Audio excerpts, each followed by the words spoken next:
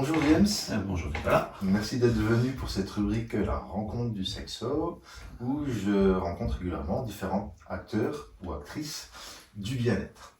Merci à toi de ton invitation. Que proposes-tu? Qu'est-ce que je propose? Mon métier c'est l'hypnose thérapeutique. Ça reste assez général puisque je suis dans la relation d'aide. Donc ça peut être le deuil, la confiance en soi. Qu'est-ce que je pourrais avoir d'autre? Des relations, l'arrêt du tabac également. C'est vrai que j'ai eu l'opportunité de traiter 2-3 personnes avec des problèmes sexuels, notamment des hommes. Et puis, si on reste dans le cadre de la sexualité, ça arrive sur le sujet de temps en temps, effectivement, de pouvoir aiguiller, puisque les gens, s'ils sont pas bien à leur boulot, sont pas bien dans leur vie, il peut arriver aussi qu'ils soient pas bien dans leur couple, de manière générale. Oui, Donc voilà, ça reste. C'est tout interconnecté. C'est tout interconnecté, Voilà, exactement. quand j'ai des personnes qui viennent, l'anamnèse va sur l'ensemble Exactement. de leur vie, quoi, de l'enfance à maintenant, passant par les études, Mhm. par les différents travails et puis par les différentes relations également. C'est tout à fait ça. Et dans l'hypnose, quelle est ton approche? Mon approche, Ta technique, elle est très générale. J'ai eu l'opportunité de faire une école qui m'a appris l'ensemble des techniques de l'hypnose, que ce soit l'éricksonien qu'on entend beaucoup, de la PNL, enfin différentes techniques que j'utilise au fur et à mesure des gens, comment je les sens. Quand j'ai fait ma formation, j'utilisais beaucoup de PNL. Là, j'en utilise un peu moins parce que j'en sens peut-être moins le besoin ou peut-être moins connecté à ça.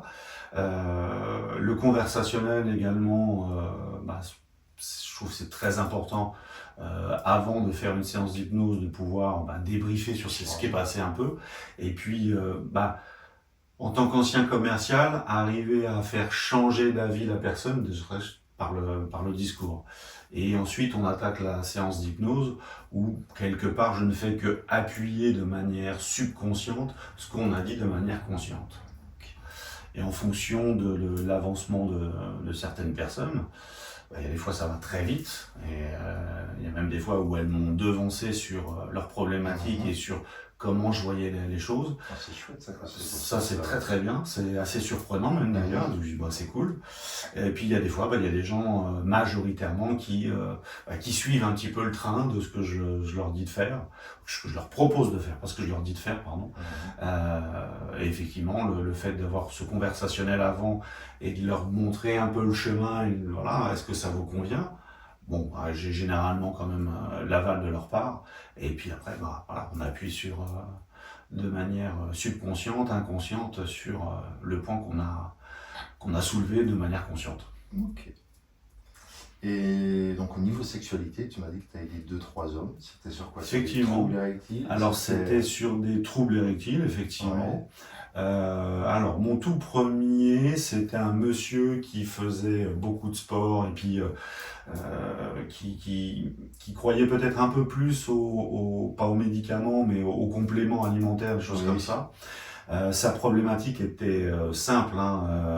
Il a accompagné son épouse jusqu'à un moment où elle est décédée malheureusement. Sauf qu'il habite toujours dans la maison, il a gardé des effets, etc. etc.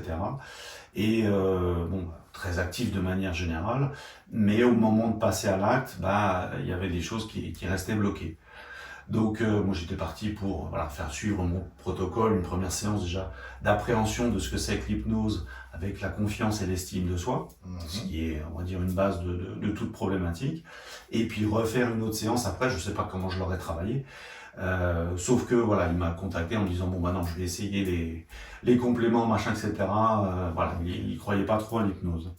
Deuxième personne qui est venue me voir et le fait déjà de discuter et de lui enlever un petit peu ou lui faire prendre conscience de la pression qui se mettait, ça l'a déjà beaucoup aidé. Déjà. C'est vrai que ça soulage pas mal les gens d'avoir justement un espace de discussion. Un espace safe, comme on dit, où justement ils peuvent parler de choses qui gardent en eux, et le fait d'extérioriser, ben, ça permet déjà Ah bah, de déposer un peu le bagage. on va dire que 80-90% du travail est fait, quoi, hein, grosso modo. Donc, étant donné que, bon, bah, à l'anamnèse, on pose des questions et les gens, comme un psychologue, y répondent d'eux-mêmes, ils ont les ressources en eux-mêmes pour pouvoir sortir les solutions dont ils ont besoin. Donc, il a pris conscience que il avait besoin de plus penser, hein, la performance, entre guillemets, n'était pas nécessaire. Et puis même son épouse lui disait, mais vas-y, quoi. Moi, c'est pas grave, enfin, je vais prendre mon plaisir autrement, il n'y a pas de souci. Enfin, et ça a maturé, ça a maturé. Et la première séance d'hypnose qu'on a fait, il a déjà, entre la discussion et la première séance d'hypnose, il a déjà ressenti du mieux. Il s'est dit, ok, il faut que je lâche prise, il faut que je me laisse aller. Et puis on a fait cette première séance d'hypnose, confiance, estime, voilà, boum.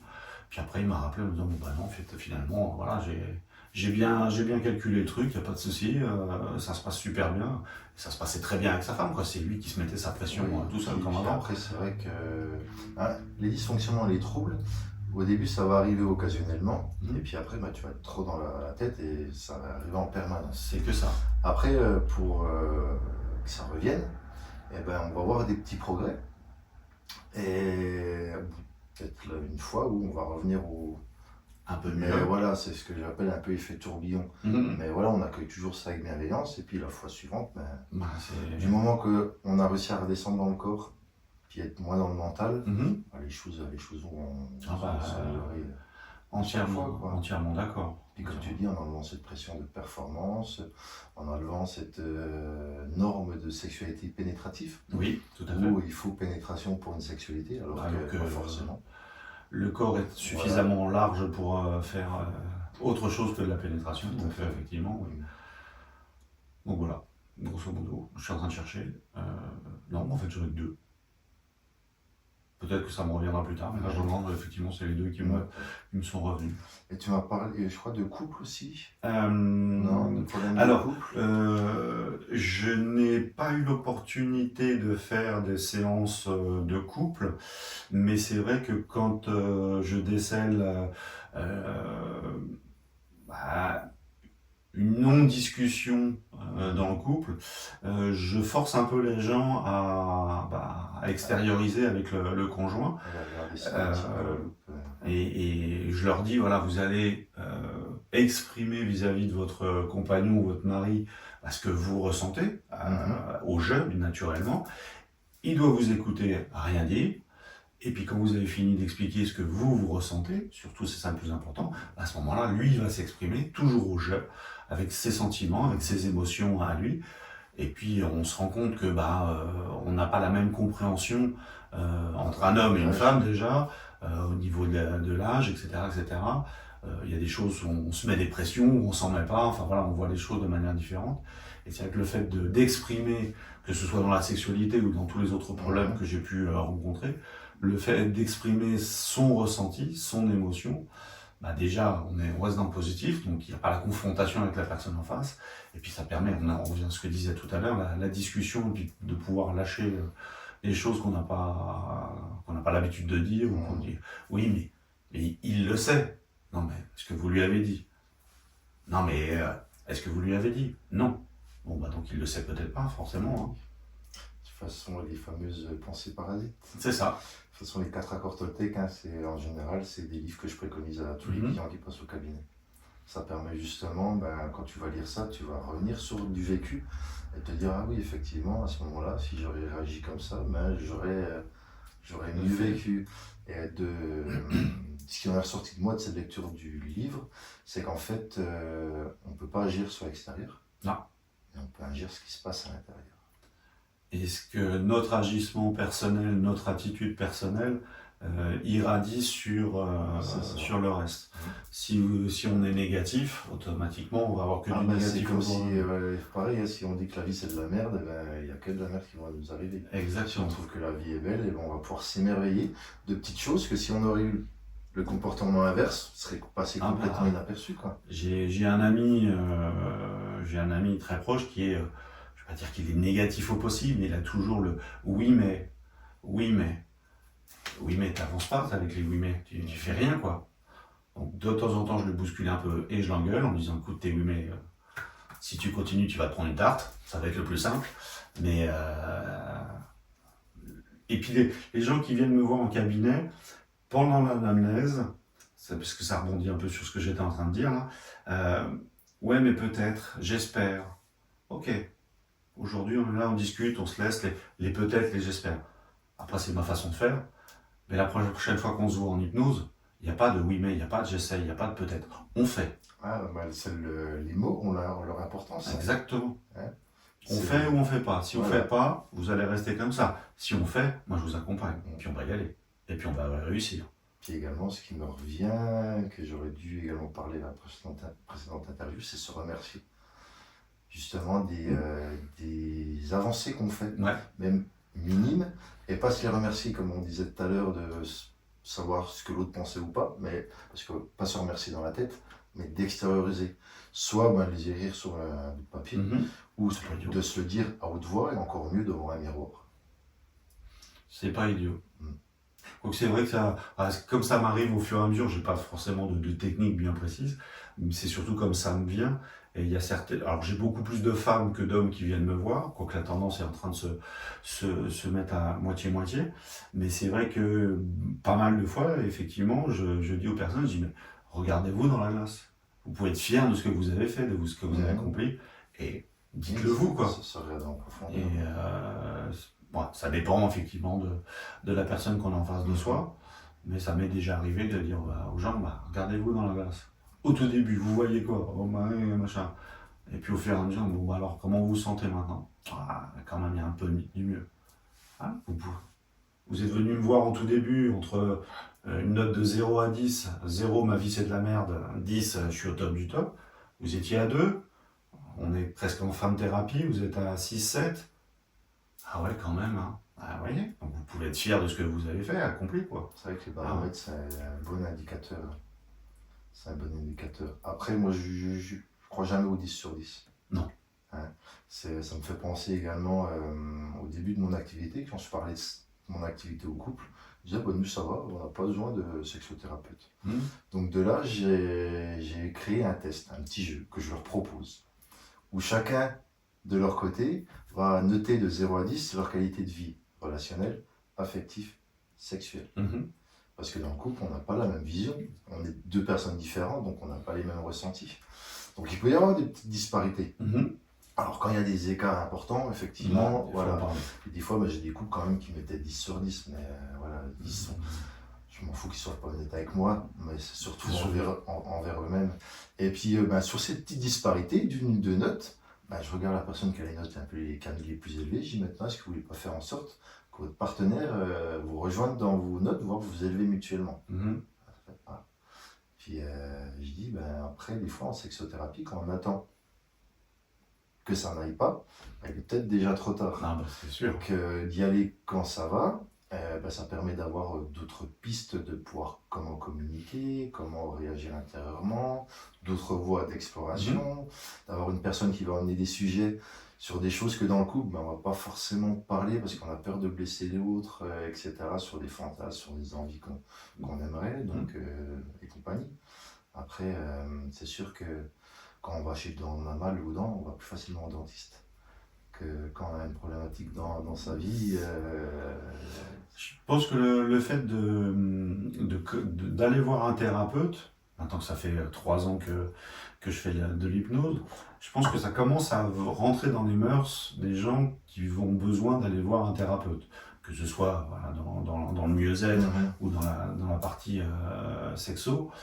Je pense que ça commence à rentrer un peu plus dans les mœurs où les gens ont besoin de prendre soin d'eux et qui n'hésitent pas, moi en tout cas, à demander de l'aide à des gens qui sont là pour les aiguiller et les accompagner. Parce que c'est vrai qu'avant on pensait thérapeute, psychologue, t'as un problème, ça y est, je suis fou. T'es pas normal. Je suis taré. Alors qu'en soi, tout le monde devrait suivre une thérapie. On a tous des choses à déposer quelque chose. Alors parler avec un copain ou une copine, certes c'est bien, ça permet de décharger, mais t'as pas un regard neutre, extérieur. Complètement. Voilà. Et donc, puis même en tant que thérapeute, on se doit également d'avoir un référent au-dessus de soi. Ouais, exactement. Donc justement pour sa vie perso, puis également professionnelle, sur des Ah, cas un peu délicats où on ne voit pas trop où aller, de permettre d'en parler, ça permet d'ouvrir également d'autres voies. de débloquer des choses Ouais, auxquelles ouais. on n'a pas pensé.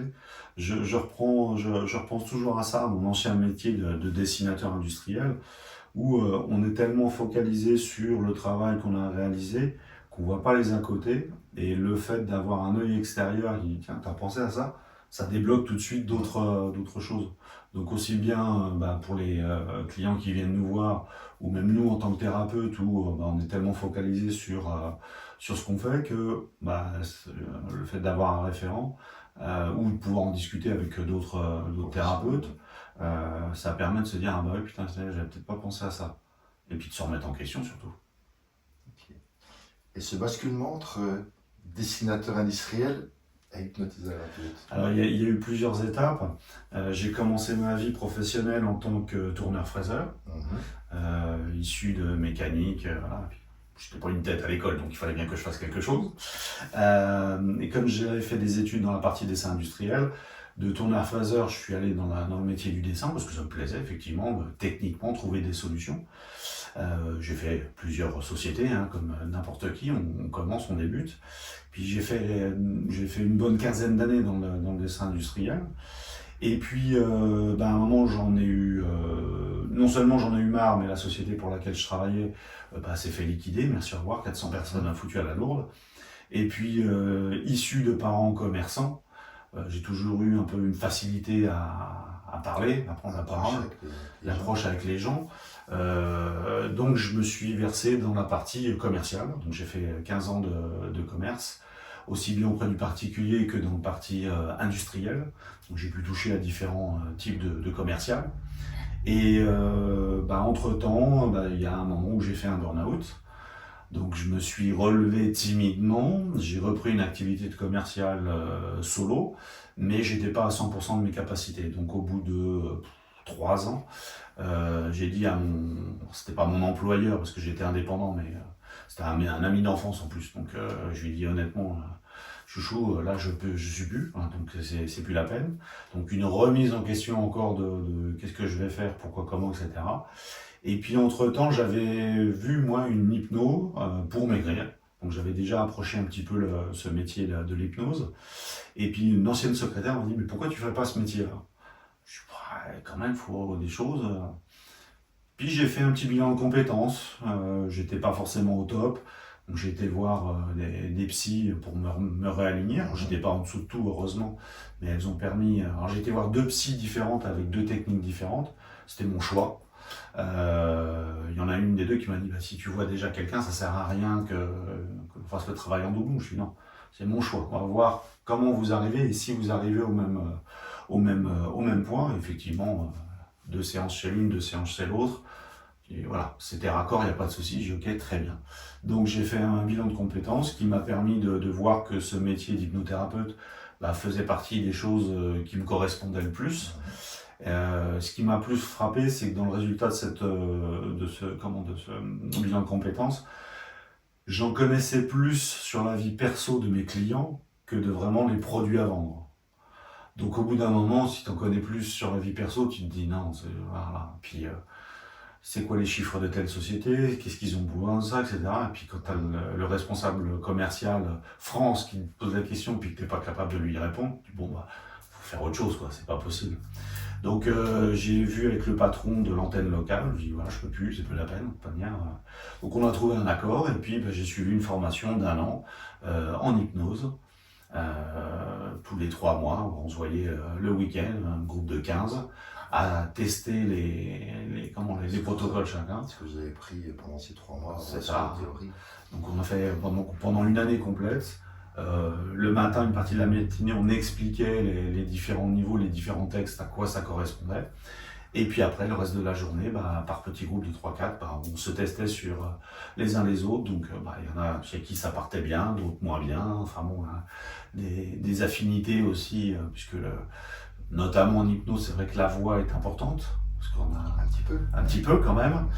Ce qui est marrant, c'est que quand je vois des gens qui je fais hypnose, me regarde pas. Ouais, c'est très bien parce que j'ai même pas besoin de te regarder en fait. Donc voilà, le travail de la voix, se poser. Et puis pendant cette année, on a réussi à chacun élucider nos problèmes perso, puisque voilà, on peut pas être thérapeute et puis aider les autres, sinon on va pas bien quoi. Donc au fur et à mesure, ça a permis de décortiquer des petits problèmes qu'on avait ou des choses qui étaient enterrées, qu'on n'avait pas forcément envie de dire ou besoin de dire. Et puis voilà, personnellement, il y a des choses que j'avais jamais dites. Et puis avec le groupe dans lequel on est, ça m'a permis de me libérer, de faire l'exercice et puis de me rendre compte que soit c'était pas de ma faute, soit il fallait que j'aborde le problème autrement. Enfin, ça a été éliminé. Donc je peux dire qu'aujourd'hui, en tant que thérapeute, je suis suffisamment sain dans ma tête pour pouvoir venir en aide aux gens qui viennent me voir. Peut-être d'autres problèmes, pour l'instant j'en sais rien, mais en tout cas mes problématiques de jeunesse, entre guillemets, ont été à faire classer. Elles sont là, elles existent, c'est le passé, on ne revient pas dessus, mais c'est à faire classer, on passe à autre chose. Bon, après, des fois, on pense qu'elles sont classées, mais certains éléments de vie peuvent les ramener. Ouais. Ont encore des petites choses à travailler. Tu exerces où? J'exerce à Besancourt, à côté de Belfort, donc à 10 minutes, un quart d'heure de Belfort. En fait, j'habite à proximité et j'ai fait le choix de pouvoir exercer non loin de mon domicile, parce que prendre la voiture en tant que commercial et faire des millions de kilomètres, j'en ai plein de... Et est-ce que tu fais en visio aussi? J'ai déjà eu l'opportunité de faire de la visio. J'ai eu une personne en Bretagne, une autre à Paris, et puis une autre en Bretagne. Voilà, j'en ai fait 3. Une autre du côté de Lyon. Voilà, j'ai déjà fait. Et tu as un nom de cabinet? Comment on te trouve? James Hypnothérapeute, tout simplement. Je ne vais pas chercher midi à 14h. De toute façon, je mettrai toutes tes coordonnées, site internet, réseaux sociaux, etc. Yes. Pour finir, on laisse l'activité d'hypnothérapeute de côté. Pour toi, qu'est-ce que c'est la sexualité ou les sexualités? Sans forcément parler de ta propre sexualité, mais de façon générale. Qu'est-ce que c'est que la sexualité? Je pense que c'est un élément important dans la vie, important dans le couple. La sexualité, le fait qu'on soit bien dans son corps, ça amène quelque chose de bien dans sa tête. Et du coup, je pense qu'on peut voir la vie un peu plus sereinement. On sait que ça lâche des endorphines, que ça fait ça fait du bien au corps, tout simplement. Après, peu importe quel type de sexualité on peut avoir, à partir du moment où c'est consentant dans le respect de l'autre, et puis que on se sent à l'aise bien comme il faut, après, chacun fait comme il veut. J'ai eu l'opportunité d'avoir un client homosexuel, c'était mon premier, et finalement, je ne vais pas dire qu'on est devenus amis, mais chose qui ne se fait pas en théorie entre le client et le thérapeute, mais j'ai dit que cette barrière, moi je l'ai enlevée, il n'y a pas de raison qu'on ne puisse pas se voir à côté. La côté c'est le côté, la partie thérapeutique c'est thérapeutique. Et petite anecdote, dans le job, il y a un moment dans l'anamnèse, je leur demande aux gens, je leur fais vivre une mini-scène d'hypnose pour leur faire comprendre que ce n'est que eux, c'est leur imagination et leur cerveau qui font vivre la chose.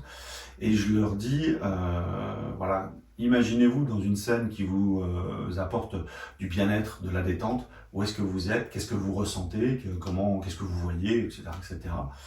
Et ça m'amuse maintenant de le dire, mais c'est vrai qu'au moment où il y a eu cet épisode-là, ça m'a un peu perturbé.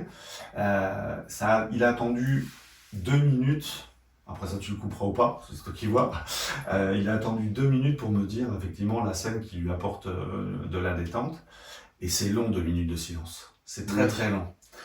Notamment quand il faut écrire quelque chose pour pousser les gens. Je dis allez-y, moi j'ai déjà entendu des vertes et des pas bien, pas de souci. Et il me dit je vous le lis. Et j'ai vu qu'il était vraiment désolé. Hein.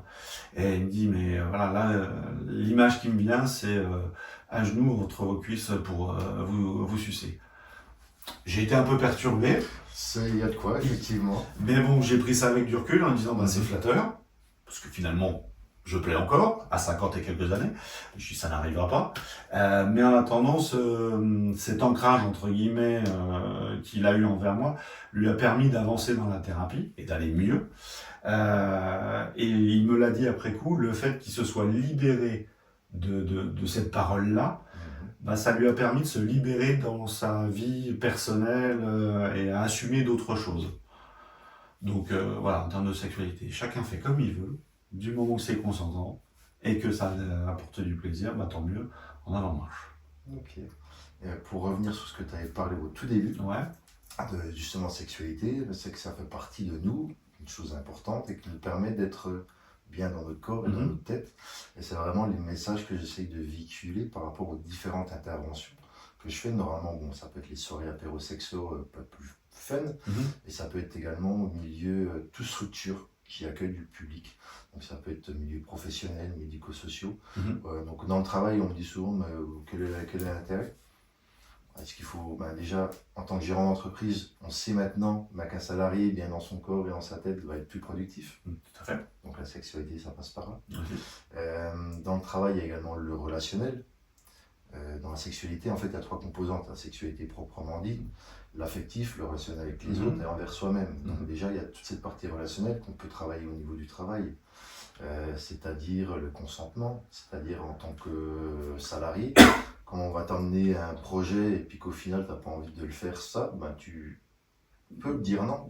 Et puis le gérant doit être également en capacité d'accueillir le non et ensuite de voir comment réaménager ce projet-là pour que ça soit... Tout le monde y trouve son compte et puis que ça fasse avancer les choses.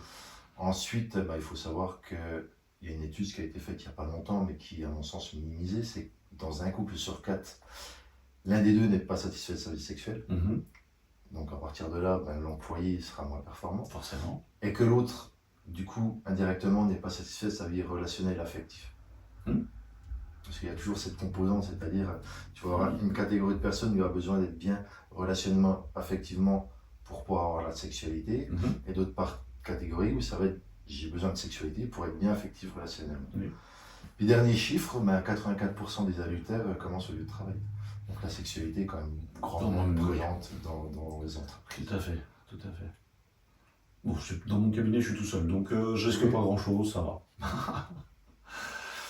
Merci à toi pour cet échange. Très intéressant. Puis, la publication va bientôt suivre.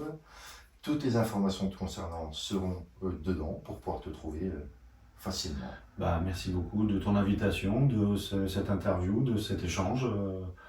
Voilà, c'est super intéressant. Merci à toi. Avec plaisir. À bientôt. À bientôt.